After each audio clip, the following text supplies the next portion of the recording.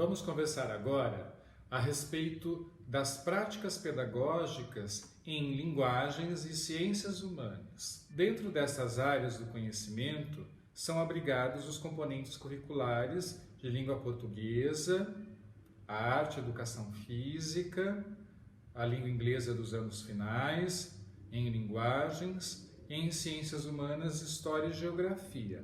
Falando de língua portuguesa, a base organiza as aprendizagens em 4 eixos de integração entre as práticas de linguagem. Esses eixos, eles expressam, não é, as práticas de linguagens realizadas, que ocorrem em diferentes contextos, não é, de comunicação, do nosso cotidiano. E nós temos um primeiro eixo, que é o eixo da leitura. Esse eixo ele compreende aquelas práticas de linguagem que ocorrem a partir da interação ativa do leitor, ouvinte ou espectador com os textos escritos, textos orais, textos multissemióticos, né, que são aqueles textos estruturados a partir de blocos escritos, imagens, vídeo, áudio. Então, o eixo leitura, né, ele abrange essas práticas de linguagens que ocorrem nessa interação, né, entre o leitor, né, ou ouvinte ou espectador, e esses textos oral, escrito, multissemiótico, e a interpretação desses textos, sendo como exemplo as leituras, né, para a fruição estética de textos e obras literárias, a pesquisa e o embasamento de trabalhos escolares e acadêmicos, a realização de procedimentos, né, conhecimentos, discussões e debates sobre temas sociais relevantes, a sustentação e a reivindicação de algo, né, de uma necessidade no contexto de atuação da vida pública, né, ter mais conhecimento que permita com que o indivíduo desenvolva seus projetos pessoais. Então, são todas demandas, né, situações que são potencializadas, né, desenvolvidas a partir dessas práticas de leitura, dessas capacidades leitoras, né, dessas competências leitoras que devem ser desenvolvidas e trabalhadas com os alunos durante as aulas de língua portuguesa. Temos o eixo da produção de textos, né, que compreende aquelas práticas de linguagem que estão ligadas à interação e à autoria, seja individual ou coletiva essa autoria, do texto escrito, do texto oral, do texto multissemiótico, em diferentes finalidades e projetos de enunciação, como, por exemplo, a construção de um álbum de personagens famosos, a construção de um álbum de heróis, de heroínas ou de vilões, a produção de um almanaque que represente, né, que expresse práticas culturais de uma determinada comunidade, a narração de fatos cotidianos, uma crônica, um conto. Então, esse eixo da produção de textos, ele vai abordar, né, essas práticas, né, de autoria, né, sejam individuais ou coletivas, essas autorias. E a partir desses diferentes gêneros e portadores textuais que nós convivemos, né, temos contato no nosso cotidiano, da nossa vida, né, concreta. Temos também o eixo da oralidade, que envolve as práticas de linguagem que ocorrem em situações orais, com ou sem o contato face a face, né, ao vivo, tete a tete, como, por exemplo, uma aula dialogada, presencial, ou uma situação comunicativa como essa que nós estamos, né, proporcionando, em que eu estou aqui me comunicando oralmente, visualmente, com vocês e é uma comunicação que não é face a face, uma webconferência, uma mensagem gravada, né? Um spot de campanha publicitária, um jingle, um seminário que os alunos tenham que apresentar, um debate em que eles tenham que participar oralmente, colocando as suas opiniões, os seus posicionamentos, né? Um programa de rádio que seja produzido pelos alunos, uma entrevista com a diretora da escola, uma declamação de poemas durante um sarau, por exemplo, a representação de uma peça teatral, a apresentação de cantigas, músicas, canções, contação de histórias, podcasts, né, que é a produção de áudios que são veiculados na internet, vídeos, a gravação de um vídeo para colocar num canal do YouTube e outras formas, outros gêneros portadores, né, do texto oral podem ser trabalhados para o desenvolvimento das competências de oralidade. Temos também o eixo da análise linguística ou semiótica, que envolve os procedimentos, estratégias cognitivas e metacognitivas relacionados à análise e avaliação consciente durante os processos de leitura e produção de texto, dos códigos, dos símbolos, não é? Dos signos que compõem, que constituem a língua, ou seja, da materialidade do texto, que são responsáveis, esses códigos, esses símbolos, né? Eles são responsáveis por dar sentido ao texto. Não é? Então, nós acessamos esses sentidos e elaboramos e compreendemos esses sentidos através da compreensão e da decodificação desses códigos, desses símbolos, desses signos da língua. Seja referente à forma da composição dos textos, seja as características formais dos gêneros, oral, escrito, multissemiótico. Ou seja, é um eixo que está relacionado com a questão da gramática, com a questão da ortografia, está intimamente ligado aos processos de alfabetização, esse conhecimento sobre o código da língua e a sua estrutura. Muito bem, então são esses os eixos, né, que compõem, que organizam as aprendizagens em língua portuguesa na base. O eixo da leitura, o eixo da produção de textos, né, o eixo da oralidade e o eixo da análise linguística e semiótica. Né? São 4 eixos. A partir desses 4 eixos, a BNCC propõe uma matriz de habilidades que expressam as aprendizagens mínimas obrigatórias que devem ser desenvolvidas junto aos alunos em língua portuguesa. Então, nós temos lá no documento da base uma matriz de habilidades em língua portuguesa para o primeiro ano do ensino fundamental, para o segundo, outra para o terceiro e assim por diante.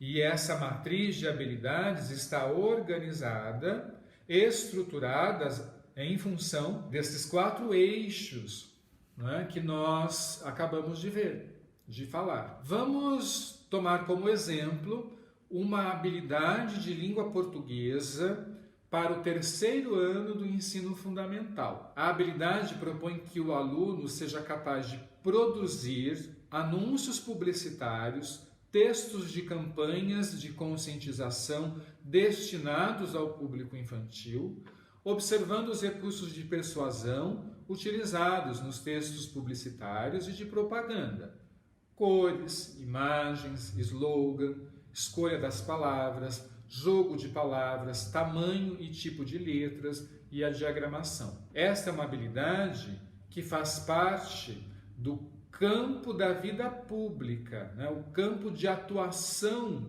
dessa prática de linguagem é o campo da vida pública, ou seja, é uma habilidade que se faz necessária em situações cotidianas de comunicação. E o objeto de conhecimento em que ela está trabalhando, né, que essa habilidade trabalha, desenvolve, é a escrita colaborativa e autônoma. Vamos analisar a estrutura da habilidade para que possamos pensar numa proposta de atividade pedagógica que desenvolva essa habilidade. É fundamental que o professor saiba realizar essa interpretação, essa análise da habilidade, para que ele possa, então, elaborar o seu planejamento e garantir a intencionalidade pedagógica coerente com as habilidades propostas na BNCC.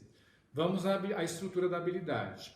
Produzir é o verbo, então ele expressa o processo cognitivo que deve ser trabalhado no aluno. Produzir o quê? Aí a resposta está na habilidade. Anúncios publicitários, textos de campanhas de conscientização destinados ao público infantil. Esse é o objeto de conhecimento que deve ser trabalhado, né, durante a proposta, a atividade, para desenvolvermos essa habilidade de produzir. Como? De que jeito? Voltamos à estrutura da habilidade. Observando os recursos de persuasão utilizados nos textos publicitários de propaganda, como cor, imagem, slogan, escolha de palavras, jogo de palavras, tamanho e tipo de letras, diagramação. Essa parte da habilidade expressa o modificador, ou seja, o como, de que jeito, que tipo de estratégia a gente pode utilizar para trabalhar essa habilidade com os nossos alunos.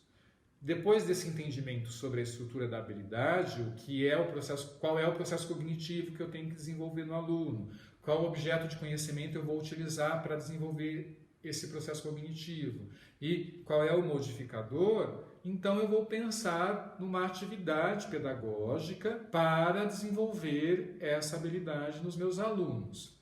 Vamos considerar essa proposta da confecção de cartazes utilizando a tecnologia, no caso, o aplicativo Paint do Windows, que é um aplicativo de desenho que disponibiliza ferramentas de texto, de formas, né, linhas, ferramentas para colorir, né, aplicar cor. Então, a proposta era de que os alunos, em duplas, eles confeccionassem, criassem cartazes para uma campanha de conscientização sobre o mosquito do Zika vírus. Uma campanha que está sendo realizada na escola e que mobiliza toda a comunidade escolar, porque aquela comunidade está vivendo um momento, né, de surto desse vírus. Então a campanha ela veio para tentar modificar, né, esse contexto, essa realidade. E os alunos então são convidados a confeccionar cartazes de conscientização. E, claro, o professor, a professora de língua portuguesa explica, apresenta, né, ensina para esses alunos os elementos que são característicos, né, da linguagem publicitária. Então, que é um slogan, né, uma frase de impacto, imagens que sejam potentes e que representem a ideia por trás do cartaz e que sejam impactantes, né, que realmente mobilizem a comunidade. E aí então os alunos, né, são levados até o laboratório de informática ou é uma atividade que é enviada para ser realizada em casa e utilizam o Paint para confeccionar o cartaz. E aí nós temos então esse exemplo de um dos cartazes produzidos em que os alunos colocaram uma frase de impacto, né, um slogan: Zika na prisão. Use sempre repelente, de preferência natural. E aí as imagens expressam, né, as ações que nós devemos realizar. Então, temos que capturar o mosquito transmissor do vírus, temos que prendê-lo, utilizar estratégias, venenos para acabar com esse mosquito, para que assim a gente consiga evitar a transmissão, né, entre as pessoas. Então vejam, nesse cartaz os alunos produziram um conteúdo multissemiótico, inclusive, né, com texto escrito, imagem, a partir do objeto de conhecimento proposto pela habilidade, que era, né, eles fizeram um anúncio publicitário, um texto, né, para uma campanha de conscientização destinado ao público infantil. E eles observaram os recursos de persuasão, como o uso de imagem, né, slogan, o jogo de palavras. Então, através dessa atividade, o professor de língua portuguesa está trabalhando essa habilidade, né? A habilidade 21 de língua portuguesa para o terceiro ano. Trabalhando essa habilidade, consequentemente, o professor estará trabalhando as competências específicas de língua portuguesa, que consequentemente estará trabalhando as competências de área e que consequentemente conduzirá o processo de desenvolvimento do aluno na direção das competências gerais. Muito bem, vamos falar agora do componente geografia, que está inserido na área de conhecimento de ciências humanas. Em geografia, as aprendizagens elas estão organizadas, estruturadas em 5 unidades temáticas. Nós temos uma primeira unidade, chamada o sujeito e o seu lugar no mundo, né?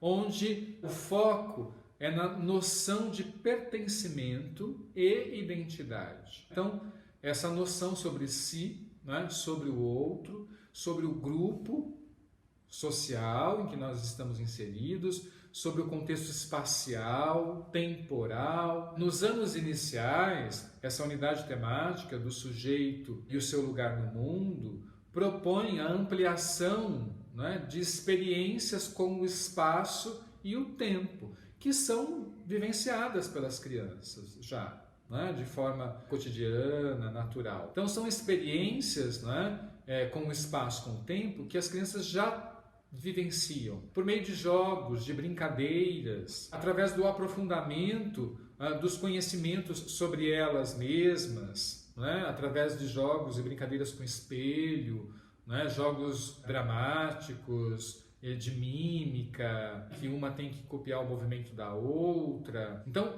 esses conhecimentos sobre si mesma, né? E também os conhecimentos sobre a sua comunidade, sobre a sua família, sobre a sua rua, sobre as pessoas da sua rua, sobre os seus colegas de sala de aula, valorizando sempre o contexto que seja mais próximo da vida cotidiana dessas crianças, desses alunos, né? O que se espera é que as crianças consigam perceber e compreender a dinâmica das relações sociais, étnicas, raciais, né? Identificando-se como um indivíduo que constitui aquele grupo, aquele coletivo que tem a sua personalidade, a sua identidade, mas que contribui para a construção da identidade daquele grupo, da identidade cultural daquele grupo, respeitando sempre essas diferenças. Ao abordar, né, o conceito de espaço nessa unidade temática, é importante estimular o desenvolvimento das relações espaciais, topológicas, projetivas, além do raciocínio geográfico, né, que são importantes para o processo de alfabetização cartográfica, esse conhecimento espacial, né, sobre as relações espaciais, né, entre o indivíduo e o espaço, entre o espaço e o indivíduo, e a aprendizagem com as várias linguagens, tá certo? Outra unidade temática é conexões e escalas, né, onde o foco está na articulação entre os diferentes espaços e escalas de análise, possibilitando que os alunos compreendam as diferentes relações, né, que existem entre fatos nos níveis local e global. Nos anos iniciais, é importante que os alunos compreendam e estabeleçam interações entre a sociedade e o meio físico natural. Então, relação entre a forma de organização das moradias e o espaço, né, da cidade, do estado, do país, entre essa dinâmica de moradia e a natureza, o meio ambiente. Também importante, né, ao longo do processo, que os alunos aprendam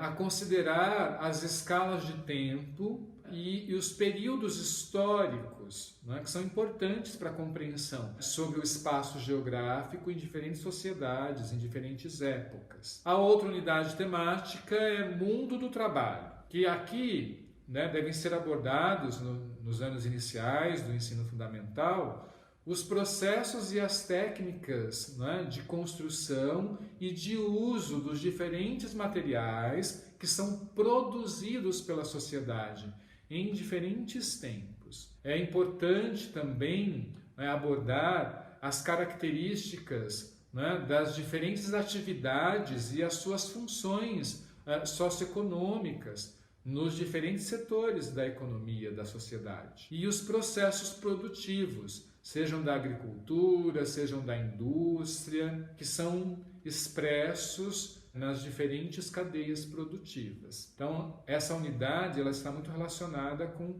essa dinâmica do trabalho, seja no contexto do campo, seja no contexto da cidade, seja no contexto da agricultura, da manufatura, seja no contexto industrial. A unidade temática Formas de Representação e Pensamento Espacial está relacionada com a ampliação, né, da concepção do que é um mapa e de outras formas de representação gráfica. É importante nessa unidade temática o desenvolvimento do raciocínio geográfico, saber ler, interpretar, né, intervir numa notação cartográfica, né, um mapa, informações, né, sobre localização espacial. Nos anos iniciais é importante, né, o exercício sobre a localização geográfica, né, como nós podemos localizar um determinado lugar a partir de um mapa,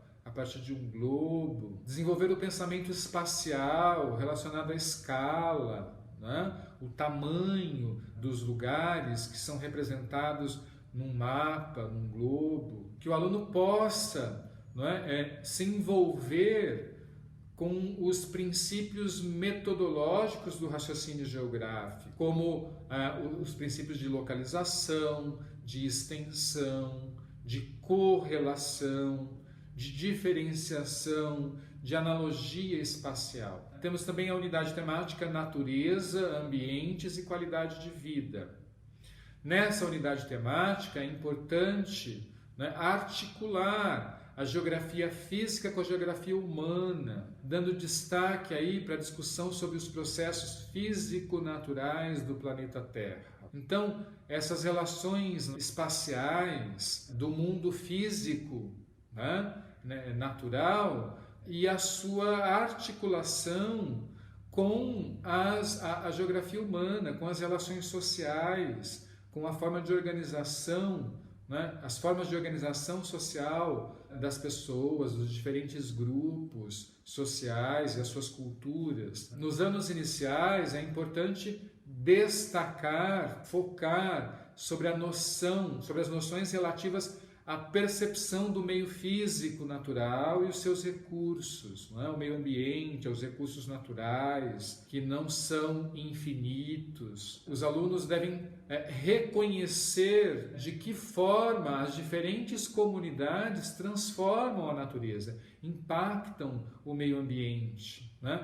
Tanto em relação às possibilidades de uso, né, dessa natureza, desse meio ambiente, ao transformar, né, a natureza, os recursos, transformar essa natureza em recursos, quanto aos impactos socioambientais, né, que essa intervenção, essa interferência do homem provoca no meio ambiente. Muito bem. Então essas são as unidades temáticas que organizam as aprendizagens em geografia, o sujeito e o seu lugar no mundo, conexões e escalas, o mundo do trabalho e as formas de representação e pensamento espacial, natureza, ambientes e qualidade de vida.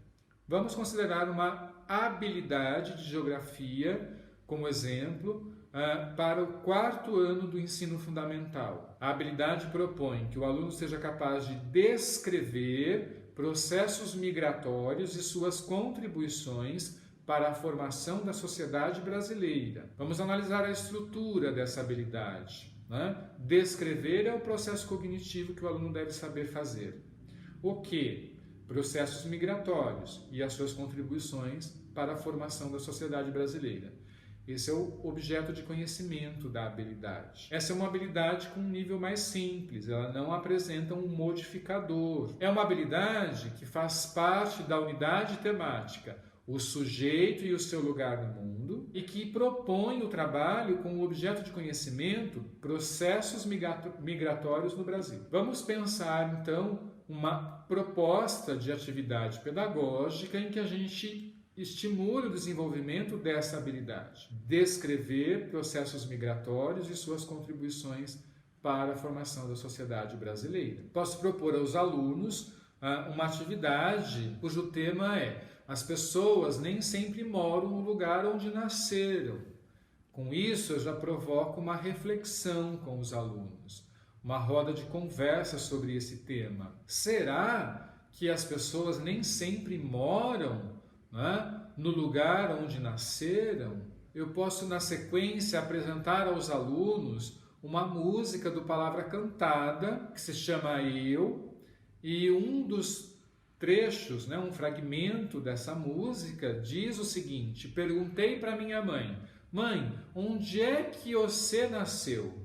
Ela então me respondeu que nasceu em Curitiba, mas que sua mãe, que é minha avó, era filha de um gaúcho que gostava de churrasco, andava de bombacha e trabalhava no rancho. A partir da música, a gente pode ir ampliando os questionamentos. Será que cada um dos meus alunos vive onde nasceu? Será que os pais nasceram também nesse mesmo lugar onde vivem, onde moram hoje? Por que será que existem pessoas que deixam o seu lugar, de onde nasceram, para viver em outro lugar? E eu vou estimulando, então, essa reflexão junto aos alunos. Posso propor que eles entrevistem seus pais em relação ao lugar em que nasceram e ao lugar onde moram. E numa próxima etapa, a gente pode disponibilizar aos alunos mapas da cidade, do estado, do país e solicitar que eles encontrem nesse mapa os locais onde nasceram seus pais e indicarem, compartilharem para os seus amigos, e para o professor, numa nova roda de conversa, onde seus pais nasceram, mostrar no mapa onde eles nasceram, compartilhar com os colegas da sala de aula por que os pais saíram de onde nasceram e vieram para o local atual onde vivem, onde moram, quais foram as situações que levaram a essa mudança, a essa decisão de mudar de lugar em relação ao local onde nasceu, como era a vida lá no lugar onde nasceu e como é a vida hoje no lugar onde mora. E num outro momento eu posso propor que os alunos então levem essas informações que foram partilhadas e os conhecimentos construídos durante essa sequência para casa e compartilhe com as suas famílias. Veja que nessa atividade, nessa sequência didática, nós estamos estimulando no aluno o processo cognitivo de descrever os processos migratórios e as suas contribuições para a formação da sociedade brasileira. A partir dessa sequência didática, ele vai passar a ter uma outra compreensão sobre o que é um processo migratório, desse deslocamento de pessoas do seu local de nascimento para um outro local dentro do mesmo país, dentro do mesmo estado. Muito bem. Vamos falar agora um pouco sobre história. O componente história é organizado também em unidades temáticas na Base Nacional Comum Curricular. Essas unidades temáticas, elas expressam, de forma geral, os conhecimentos, os conteúdos, os objetos de conhecimento, bem como as habilidades que devem ser trabalhadas em história, no ensino fundamental. Então, nós temos a unidade temática, as pessoas e os grupos que compõem a cidade e o município, que está relacionada lá com o objeto de conhecimento dos processos migratórios e de geografia. Outra unidade é o lugar em que se vive. Então, o aluno deve estudar, investigar e conhecer, né, o lugar onde mora, as características, a história do lugar onde vive, as origens, os fatos ocorridos ali. A noção de espaço público e privado, né? Então, compreender essa distinção sobre o que é um espaço público e um espaço privado, o que nós podemos fazer no espaço público, o que podemos fazer no espaço privado, as transformações e permanências nas trajetórias dos grupos humanos. Então, nesse processo de deslocamento dos grupos humanos, quais as transformações que ocorrem, as permanências, a circulação de pessoas, produtos e culturas nos contextos local, regional, nacional, global, as questões históricas relativas às migrações, os povos e culturas, né? E aí desenvolvendo a noção sobre o meu lugar no mundo e o meu grupo social, compreender, né, essas dinâmicas, né, sociais, culturais, históricas, os registros da história, né, as linguagens, culturas, os portadores, né, de registros históricos, de fatos históricos, documentos, imagens, né, vídeos.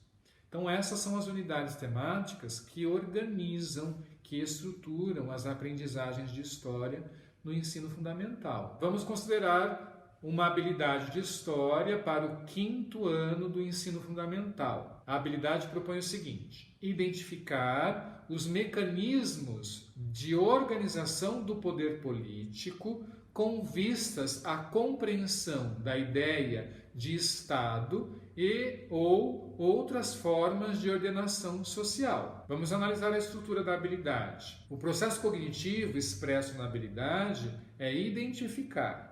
Identificar o quê? Os mecanismos de organização do poder político. Esse é o objeto de conhecimento, é o conteúdo. Como? De que jeito? Em que contexto? Com vistas à compreensão da ideia de Estado e ou de outras formas de ordenação social. Esse é o modificador. Muito bem, esta é uma habilidade que faz parte da unidade temática Povos e Culturas, o meu lugar no mundo e o meu grupo social. E ela está abordando o objeto de conhecimento, as formas de organização social e política, a noção de Estado. Muito bem, vamos pensar numa proposta pedagógica em que a gente trabalhe, desenvolva, né, essa habilidade com os alunos. Então eu posso apresentar uma imagem para a turma, essa imagem ela apresenta um templo, né, grego, o Parthenon, que está situado, localizado em Atenas, na Grécia, que foi o berço da democracia, né, na cultura ocidental. Então eu apresento essa imagem e apresento o conceito de democracia para os alunos, que é uma palavra que expressa, né, que simboliza o poder do povo.